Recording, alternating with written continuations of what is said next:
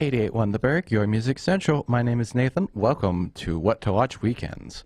For those of you who normally tune in, welcome. And for those of you who don't normally tune in, welcome as well. For those of you who don't know, I run What to Watch Wednesdays here on 88.1 The Burg on Wednesday night because it's called What to Watch Wednesdays and that's how things work. And normally I like to review 3 movies and usually go into kind of the surface level area of the movies. And here on What to Watch Weekends, I tend to go a little bit more in depth into each movie and throw in an extra one or two just for fun. So, on Wednesday, I talked about Godzilla 2014, Godzilla King of the Monsters from 2019, and Godzilla vs. Kong from 2021. Most of that was done, mainly because Godzilla X Kong, the new Empire, which is the newest Godzilla and King Kong movie, came out yesterday. And I did, in fact, go see it, and I was figuring to myself, hey, might as well talk about the first 3 in the trilogy, or the series, not the trilogy, because it's no longer a trilogy if the 4th one came out yesterday. That is not how things work. But I figured I'd talk about Godzilla X Kong today on What to Watch Weekends. So that's what we're going to be doing today. And I think it makes the most sense to start at the very beginning of this, my kind of, well, it's technically been going on for 10 years. This series started in 2014 with the Godzilla 2014 movie. So let's just start there. Godzilla 2014, available to watch on Netflix and Max, otherwise known as HBO Max, if you know how words work, because apparently they decided to change the name to Max. I don't know why, but that's neither here nor there. So, Godzilla 2014 is the story of a bomb defusal expert who gets trapped in a fight between Godzilla and the Mutos, which are these kind of bug creatures that are trying to destroy the world. Godzilla is trying to not let that happen. So, I think the biggest thing to emphasize first is that this movie has a issue, and it's called the movie is named Godzilla, and it came out in 2014, and that's like, I don't know, essentially 60 years after the original movie came out in 1954. And you'd think that there'd be a lot of Godzilla in it, and there is not. For some reason, they decided to cut down on the amount of Godzilla in the Godzilla movie and focus a lot more on the Mutos, which are these creatures that was like completely new, and the humans, which, not to say that humans are boring, it's just in the context of a giant monster movie, they tend to be boring, or uninspired, or kind of cringe-inducing, or kind of lame, or just kind of an unwanted distraction when you went to go see a movie with giant monsters stomping on stuff. And this movie really has a problem with that. They don't have that balance, because Godzilla shows up for about 15 minutes in total, if that. I'm being generous when I say that 15 minutes, because he really isn't in the movie a whole lot. I should also mention, this movie is kind of notorious in the human storyline. The main character, this bomb defusal expert, his father is a scientist who is there when the Mutos basically start doing their rampage, and that character is played by Bryan Cranston. For those of you who don't know, Bryan Cranston is the guy who plays Walter White on the TV show Breaking Bad. And when I saw this movie, I didn't know who Bryan Cranston was. I later learned down the line that it was, in fact, Bryan Cranston, and it's kind of insane to me that they managed to get him onto a Godzilla movie. But his character runs into the issue in that he dies way too early. It's essentially the monster movie version of a Disney parent death. If anything, it's closer to like Mufasa's death in The Lion King, which happens kind of early, but like this one happens like more than like about a third into the movie, whereas Mufasa's death in The Lion King is more in the first half hour. That's a weird comparison because that basically means it's the exact same. So I'm going to say it's the exact same rather than pretending like it's 2 different things. But I think this movie can be summed up in one of its most notorious exclusions of Godzilla. And this is where it becomes apparent that they're obviously trying to not show Godzilla on screen. There's a part where the Mutos are starting to attack, and the main character's wife, who's also a part of the story, is running into a blast bunker, and like this underground bunker to kind of get away from the monsters so that they can save themselves and not get crushed, which is smart in a disaster movie. And so they're running inside, and the blast doors to this bunker are closing behind them. And for some reason, the filmmakers decided, you know what'd be great?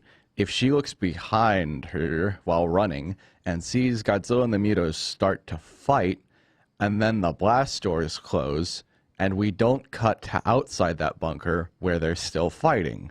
Wouldn't that be great? The answer is no. You straight up bait and switched us into thinking that we're going to watch Godzilla fight the Mutos in this epic battle, and then you close the door. You slam the door quite literally in our faces, which I do not appreciate. I do not condone that style of filmmaking. It feels, at first it was like, okay, maybe they just don't want to throw Godzilla in too much. Maybe they just want to focus a little bit more on the Mutos because they're new and nobody's ever heard of them. They're these completely original things, and everyone's heard of Godzilla before. Maybe we don't have to try as much. But with that kind of scene, I feel like it's more obviously out of spite than anything, which I'm sure it wasn't intentionally, specifically out of pure spite. It's just it becomes a little bit more obvious that you're trying when you do a scene like that. And when I say trying, I mean trying to not show Godzilla on screen. So that's great. I will say, this movie, as much as I kind of rag on it, for a movie that was like Godzilla's return or just kind of appearance in American theaters, because this was made by Warner Brothers and Legendary, it's kind of like Godzilla's big American debut, aside from the one in 1998. It's not bad when you compare it to the one in 1998.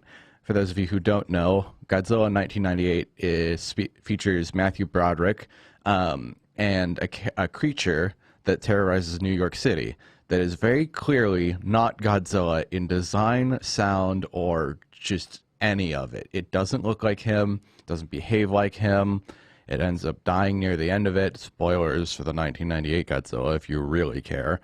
But it was made by TriStar, and people hated it. At least the people who were fans of Godzilla. People who weren't die-hard fans of Godzilla were like, oh no, that's a really good movie. And to be fair to them, it's technically a good movie if they didn't call the monster Godzilla. What makes it bad is that it's not the same design at all. As in, it looks more like a velociraptor from Jurassic Park. I'm all for redesigning things, but you have to keep in mind that it didn't look anything like him. And the original company that made Godzilla, Toho, got so mad that TriStar messed it up so much that they decided to buy the rights to that velociraptor character called Godzilla. They changed its name to Zilla, and then they had the real Godzilla kill it off in one of their movies, which is such a funny, spiteful act. That's pure spite to me. But in my opinion, it's also deserved spite. All that goes to say that the 2014 Godzilla movie is not as bad as the 1998 Godzilla movie. That one caused pure spite. This one, I think it's just them not knowing how to handle the property correctly, or they just they don't drop the ball. They more so just kind of fumble with it a little bit, and it ends up not feeling as fleshed out as it could be. So it really does. It doesn't fail. It's just not amazing. It's been a while since I've seen this, and even then I don't feel the inherent need or want to go back and go oh, this is such a good movie. I don't feel a strong desire to go back and watch it. But I will say, at the very least, one scene I do remember that sticks out in my head, aside from the scenes where Godzilla is actually on screen, is specifically near the end of the movie, they're trying to get this bomb out of this tunnel, and the main character is this bomb defusal expert, so that's why he's there in the first place. So good on them for not throwing in a random guy. But they're crawling through this tunnel, and they're trying to avoid Godzilla, and I remember them crossing this bridge, and it's all in the dark, and it feels very claustrophobic. I remember that scene particularly, and it kind of emphasized what I thought about this movie. As a Godzilla movie, it's really not good because they don't have a lot of Godzilla in it.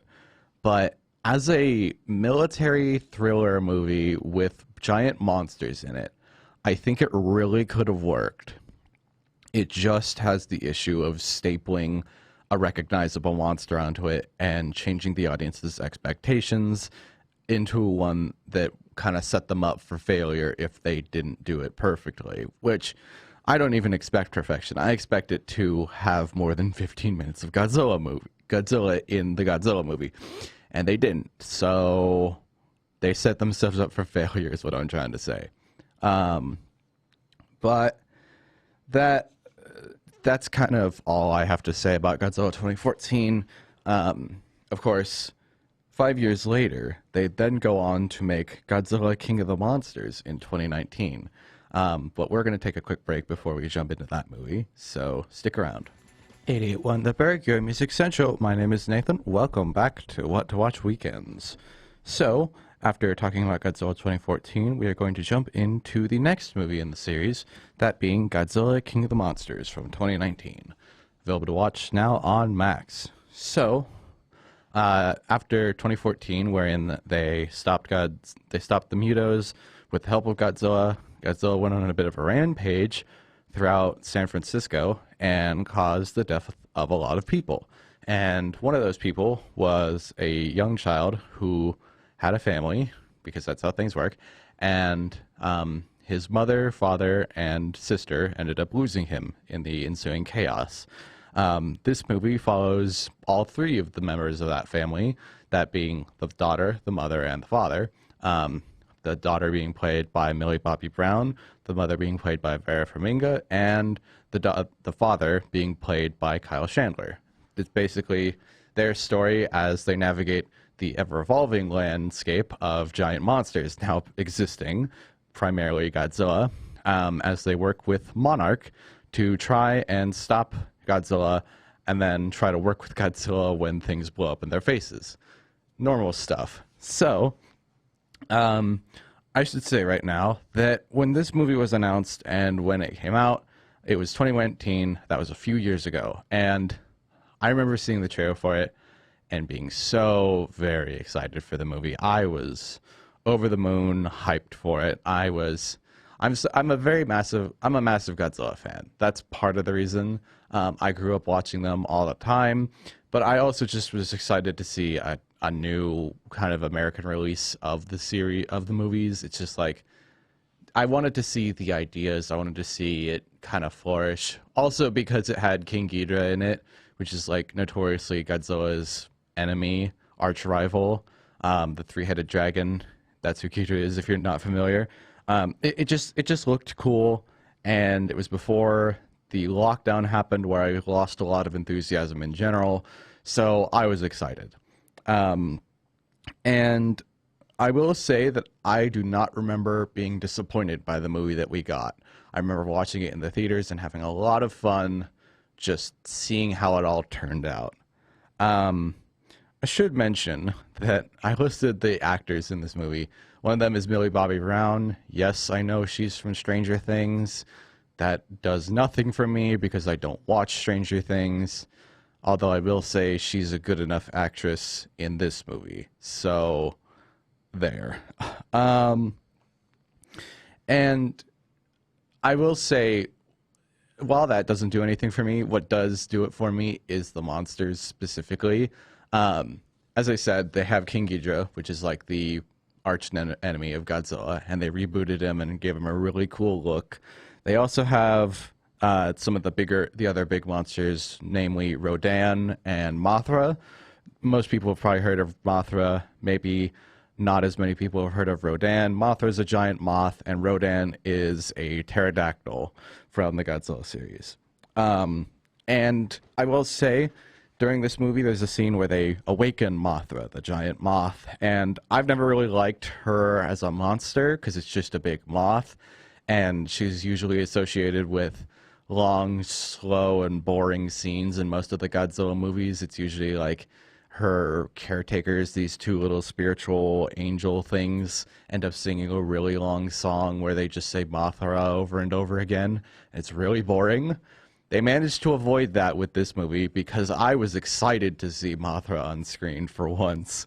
Her design in this movie and just the way they kind of work around those boring, slow moments really kind of shines. They basically do the Mothra song, but with actual instruments instead of just having it be something that's sung and takes way too long to get through. So they saved themselves there. Rodan specifically as well. He's an absolute monster. He looks really cool, and he's a fire demon, essentially, who jumps out of a volcano and does a big aerial fight like it's Top Gun, and ends up eating a soldier midair. That sounds brutal. That's because it is. But it's really cool to watch someone eject out of their seat and see Rodan just swallow them whole. It's gruesome, but it could be a lot worse. And it's really more for the spectacle.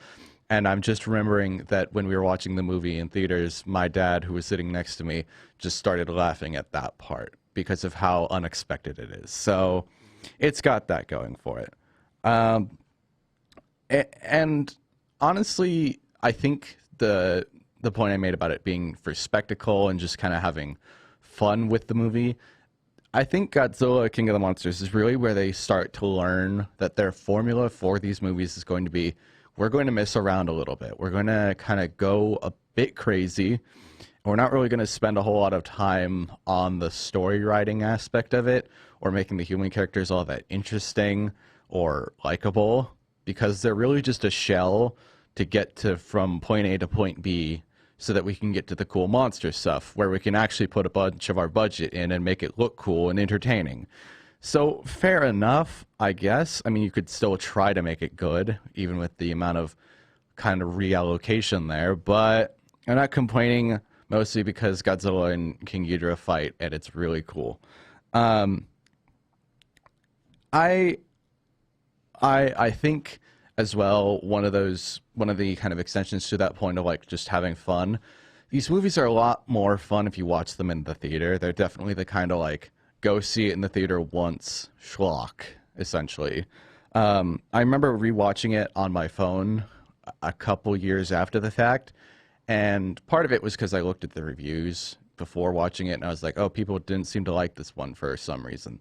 But then I was just watching it on my own, and even then I realized, okay, this isn't as good as I remember it being in the theater. Like, the writing isn't as solid or sharp as I thought it was. The acting's okay, but like, I don't know. They could have done it just a bit better, maybe, if they tried a little harder. But it was also just like, do I really care? No, because there's a big lizard on screen fighting a three-headed dragon. I couldn't care less. Fan service is really the name of the game when it comes to Godzilla King of the Monsters, for multiple things. As I said, all the monsters get thrown in. They also throw in this missile that they use to blow up Godzilla at one point, and they call it the Oxygen Destroyer. For longtime fans of the Godzilla series, the way they got rid of Godzilla in the original movie is they had a bomb called the Oxygen Destroyer, and it was kind of like part of the message of the original movie, because Godzilla was made as like a allegory for nuclear war, and the Oxygen Destroyer was essentially an underwater nuke. And so there was a big moral question about whether or not we should use it to get rid of Godzilla, what would happen if people got their hands on it. And it was kind of part of the theming of the original movie. I think it's funny that the military basically contacts them about halfway through the movie in the middle of a fight scene, and they go, oh, by the way, we have this missile called the Oxygen Destroyer. It's on its way. Get ready. It's funny in concept that they just throw it in like that just for the sake of having a fan call out. but it's also a little annoying. Like they don't build it up. That description right there is exactly what happens. They call them up and go, "Oh, it's on its way. Have fun." They could have tried a little more. They could have tried just a little more with the humans, and it really shows. It really shows. But that's only part of the connection to like its fan service angle. The movie's called King of the Monsters. I find that really funny. As I said, the Oxygen Destroyer is kind of in linked with the original Godzilla movie. King of the Monsters is significant to the Godzilla series, not just because he's like the king of the monsters, but in America, we would always get our hands on Godzilla movies, and we'd always mess them up somehow, usually by putting a English dub over the Japanese actors and making it sound awful, because most of the people doing it couldn't voice act. But with the original movie, we did the worst possible thing, because like I said, the original movie is kind of an allegory for nuclear war. America was like, no, we're not going to acknowledge the fact that we dropped a nuke on Japan, quite literally. We're going to cut out all those scenes from the movie, and we're going to put Raymond Chandler in the movie. We're going to film new scenes with him and just kind of edit him in so that it looks like he's actually part of the movie. And we're going to call it Godzilla King of the Monsters with an exclamation point in the title after King of the Monsters. It's like, okay, why do you do this to us? Why do you create multiple versions of movies? Can you just not mess up? But I will say, as much as annoying as that practice was, I do think it's cool that they are basically throwing in an homage to the quote-unquote original Godzilla movie by calling it King of the Monsters. Part of that may have to do with search engine optimization. If someone is searching up the original movie and they get Godzilla King of the Monsters with the exclamation point, they might now get King of the Monsters from 2019. That could be part of it, but at the same time, who cares? It's a cool reference. I will also say that I think objectively the best fan service moment is the fact that they throw in a remix of the Blue Oyster Cult song Godzilla, which is like it's not like incredibly, wow, that was good English. It's not incredibly well known, but it is kind of a fun American thing for Godzilla as well, just because Blue Oyster Cult was a big deal at one point. And the song is funny. It's interesting. It's just a funny, goofy little song. And I remember talking to my dad before we went to go see the movie, and he asked me, hey, is this song going to be in the movie? And I was like, no, it's not going to be in the movie. And then at the end, they start playing the remix. And I realized, oh, I have been proven extremely wrong. It is definitely in the movie. So that was fun, I'll be honest. It's one of those moments where it's like, I'm glad I've been proven wrong. Mostly because the remix sounded really cool. But that's that. Godzilla King of the Monsters, I don't know if I'd fully recommend it, but it is worth watching more than Godzilla 2014. I've watched it twice, so it's like, when I've only seen Godzilla 2014 once, Godzilla King of the Monsters twice, I think there's a good kind of balance there. So, we're going to take another quick break. When we come back, we're going to take a look at Godzilla vs. Kong. 88.1 The Burg, your Music Central. Welcome back to What to Watch Weekends. My name is Nathan, and we're going to jump into the next movie on our list, which is Godzilla vs. Kong from 2021, available to watch on Max, or HBO Max. So, after Godzilla King of the Monsters, they decided that they were going to do the team-up movie, or more so, the fight movie. They're basically doing Batman vs. Superman. I haven't even seen Batman vs. Superman, and I know this one is kind of similar to that idea, wherein they say it's going to be them fighting, and then they fight, and then they have to team up against a greater evil. It's basically the same thing. So, Godzilla vs. Kong. I was excited for this movie, but it came out in 2021, meaning that I wasn't able to go see it in theaters. I could have technically gone to see it in the theater, but I also was just like, is it worth that? No. it's not worth risking getting sick just to go see a Godzilla movie. And so I ended up watching it at home on my computer on HBO Max that we got that month. And it's honestly the reason that I still used HBO Max. Out of all the streaming services I've used, I just prefer it. I'm not going to like shill it or anything. I'm just saying it's fine enough. It's just kind of a fun trivia fact, mostly because it's been a couple years since then, and I still use it to this day just because I watched Godzilla vs. Kong on it. So, Godzilla vs. Kong, they were like, okay, Godzilla and Kong, they're gonna fight. They've done it before, but that was in the 60s, and it looked weird and hokey. Let's do it again, but with a bigger budget and make it look make it cooler, I guess, not cheesy. So, they decided to do that. And as I've said, so far, the biggest issue with the other two movies is their balancing between the human characters and the monsters. The humans are usually boring or distracting, and the monsters are cool and interesting, but then they cut away from them, or they're just like, they're mainly there for the fan service, and one of those things is more preferable than the other, which is fan service. I prefer the fan service over them being not in the movie. So, Godzilla vs. Kong, out of all of the other two, out of all of these, I feel like Godzilla vs. Kong really strikes that balance between having the monsters in the movie and the humans just being there to kind of go along with it. I think it really makes the movie, they made the movie a lot more balanced this time around. They kind of seemed to learn their lesson. They kind of nailed the formula, and I think it works. Part of the reason for that is that Kong now has a kind of companion. There's this. So for those of you who don't know, Kong comes from Skull Island, which is an island full of skulls, if you couldn't tell.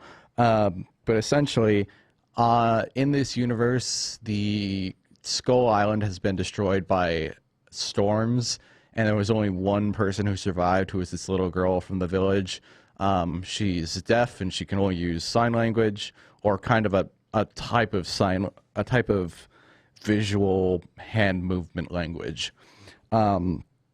And Kong basically protects her because he had a soft spot for the people of Skull Island, and so he's like, okay, this is the last person left alive from the civilization. I'm going to take care of her. And so he does. And those scenes are really sweet and cute because it's a big monkey using sign language to communicate with a tiny little girl. It looks kind of goofy if you take it out of context. In context, it works perfectly. They basically they made there be a meaningful connection between the monsters and the humans. Usually, even some of the best Godzilla movies have, well, okay, not even. The best Godzilla movies are when they draw a meaningful connection between the humans and the monsters. They don't feel like two separate things. They feel like they're kind of connected in some significant way. Whether that be, oh, this person met Godzilla when they were in the army and had like a more personal interaction with the monster, or with this one, it's like, oh, this person, like Kong, has a reason to care about this human being, even though there's kind of a common trope that whenever a monster is on screen and walking around, they usually tend to destroy stuff and leave a lot of people broken or dead just by walking around. It's kind of a trope. It's kind of like, okay, here's a bunch of people. Imagine if there's someone living in that building that they just threw each other into. Great. So in any case, they made it tolerable by throwing in this little deaf girl.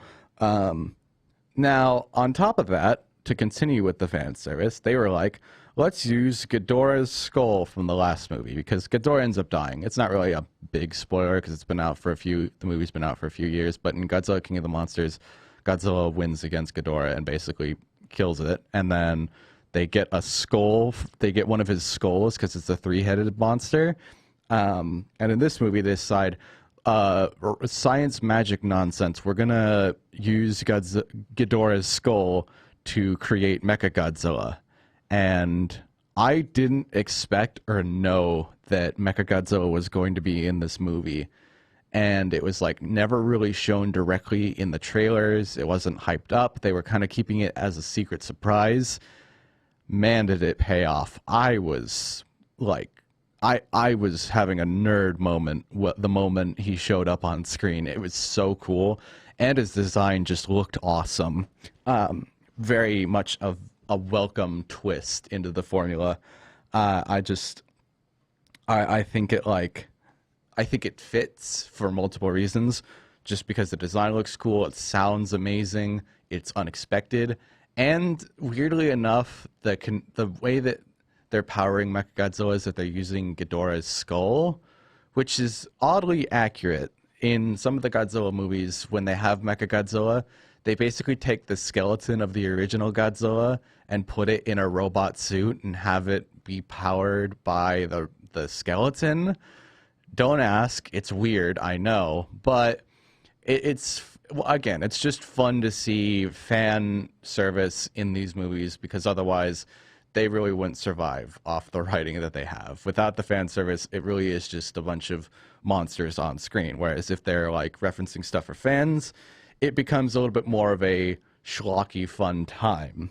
I will admit that when it comes to Godzilla versus Kong, I was rooting for Godzilla a lot more. I'm not necessarily a big King Kong fan. I've seen the original King Kong and Son of Kong, but that was years ago, and I remember Son of Kong very little, if at all.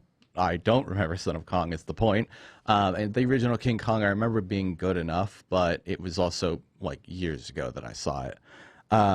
So I find it interesting that they're kind of teaming them up again, or they kind of were like, okay, we've kind of run out of ideas, but we also really want this. We want to go in this direction, and I can't blame them for trying. And it certainly is entertaining. I will say part of the reason this happened as well is because they made Kong Skull Island, which is like a movie about just Kong, and I did watch that one and I liked it. But again, I'm mostly here for Godzilla. That's the big thing to keep in mind. I should say as well, in Godzilla versus Kong, with Kong having the little human girl kind of talking to him, he has more of a personality than a monster should have. He's really just a big monkey. Kong is really just a big monkey with kind of a human personality at this point in the series. And Godzilla is just a rabid dog. And that weirdly transitions nicely into the last movie that I'm going to talk about today, that being Godzilla X Kong: The New Empire from this year, which is available to watch in theaters. Just Google it and find a way to watch it. And I did, in fact, go in to see this movie last night. I went to see it just for the fun of it. I knew it was going to be silly. I knew they weren't going to take it seriously. And I was not disappointed. After Godzilla vs. Kong, Kong lives in the middle of Hollow Earth, don't ask, and essentially finds a society of apes who are led by a big orangutan, and he has to team up with Godzilla to take down the big orangutan, known as Scar King. So I think the big thing I took away from the movie last night was that they did a lot more monster stuff. Like, the vast majority of the things in this movie are monsters. It's a lot more than even Godzilla vs. Kong, which I was surprised by. I think they did themselves a favor by throwing them in a lot more. It's like noticeable how much they kind of cranked it up. They also really wanted to give them different personalities, and they wanted to go a bit crazy with it, because Kong, as I said, is kind of a human. At this stage, Godzilla is just kind of a rabid animal. Like, I was surprised at the very beginning. He's technically supposed to be like a ally of the human race now, but he's just an animalistic killer who just gets rid of a bunch of titans who are causing problems for humans, but not in like a very safe way. He's just a big lizard who stomps on things. It's really funny. Um, I think the best descriptor is the fact is that he's like rabid at this stage. And it's really funny to see. It made me laugh. Um, I will say that the human story in this movie is just functional. There's no real like big spoilers or anything. Or if you do care about spoilers, why it's a Godzilla movie. Honestly, it kind of stuck out as the weakest part. The writing wasn't as good. The acting definitely took a dive, mostly because they don't have people like Kyle Chandler or Vera Farmiga in it anymore, or Millie Bobby Brown. They just like it takes a dive noticeably, and it's not like it's awful, but it could have been a lot better. Um, and I'd say it kind of it's just so functional and kind of there that it almost feels like they botched it for a very specific reason. That is that they clearly don't care anymore in this series in a good way. Um, they really are just making more Godzilla and Kong movies to have fun, and I don't want to fault them for it because I think it's fun. I had fun watching the movie. It's just that I said to myself after the fact, that wasn't a good movie. I don't think it was like something I could take something away from. It's just dumb fun. And it it kind of results in a situation where you've got, okay, here's some funny scenes, here's some funny dialogue, here's the monsters being goofy, here's fan service, it looks fun. But it also means that any lackluster writing really starts to kind of bleed through the cracks a bit. And so it's like it's noticeable that they aren't trying to make the humans interesting, when in reality there is always a possibility to make the humans interesting in a giant monster movie. You just got to be good enough at writing to do it. And I don't think they're good enough at writing it to do it. They really just want to throw in big monsters. I don't want to fault them for it because I had fun, but it's becoming more and more apparent over time. Of course, one of the biggest selling points of this movie is the fact that Godzilla turns pink.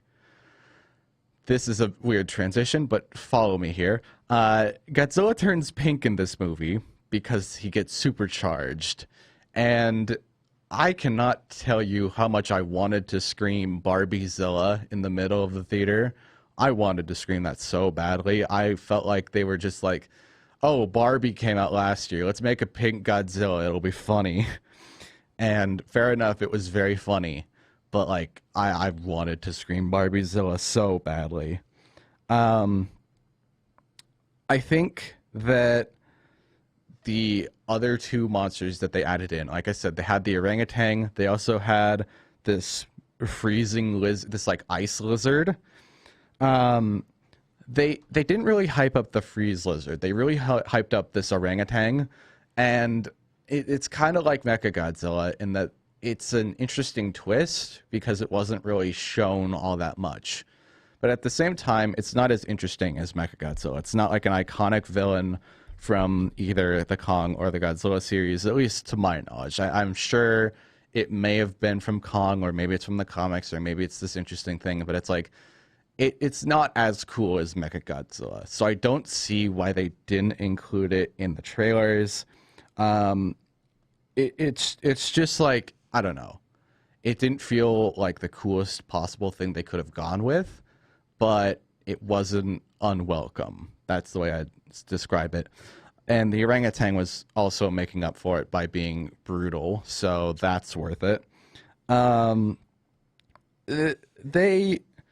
They really did make a professional B movie. I knew this from the beginning when I saw Pink Godzilla. I knew it was going to be kind of a waste your time and have fun with it sort of movie. And I describe it as no more or less than that. And I think this really goes to show one like key aspect of the Godzilla series at this state in time. I remember before King of the Monsters came out, a lot of the creators and the filmmakers were talking about where they were going to go with the series after King of the Monsters. They were like, "Oh, what are you guys going to do after this one? What's your plan?" And they basically said, "Okay, we're gonna do a couple movies. One of them is going to be Godzilla versus Kong, where they basically have to come to terms with their differences and stuff.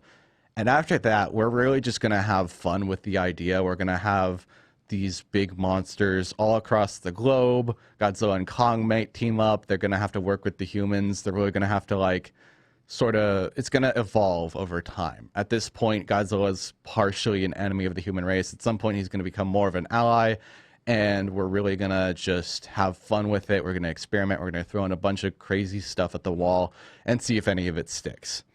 And I will admit, in this movie's case, they did manage to make something stick. They made the monsters stick, and that's all I really care about. They made it worth the time waste. I wasted my time, but it was worth wasting my time.